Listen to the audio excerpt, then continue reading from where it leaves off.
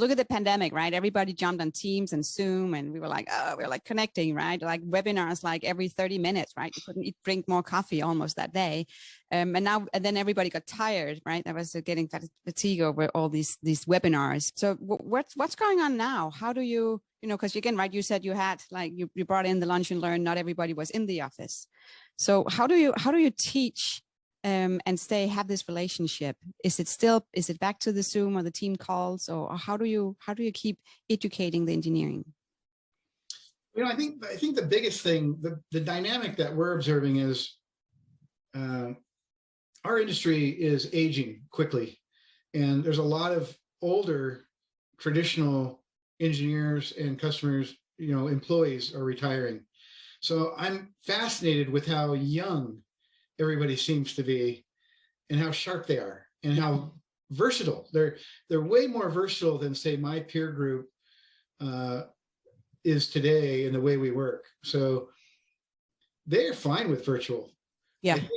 I think what's happening is this younger generation that's coming in and now assuming responsibility is much more suited to multitasking, to very, very fast moving, fast paced virtual meetings.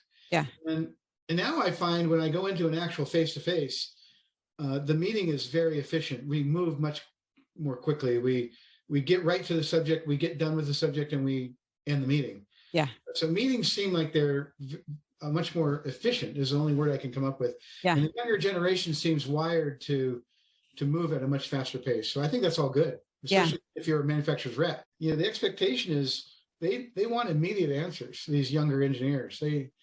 I don't think they really are wired to let the thing go through a process. So our suppliers that are oriented that way are going to be much more successful.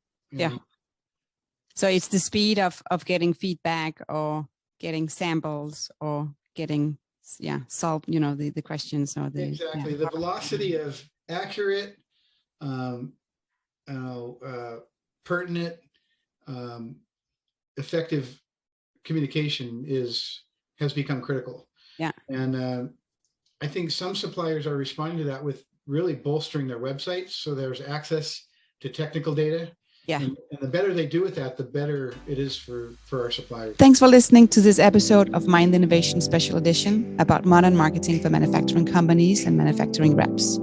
New episodes are dropping bi-weekly, so make sure you're following wherever you get your podcasts. You can find me on LinkedIn, search for Sannah Vinding. You can also find me on YouTube, search for Mind Innovation, or go to my website, sannahvinding.com, or check out mindinnovation.com. Stay curious and keep learning.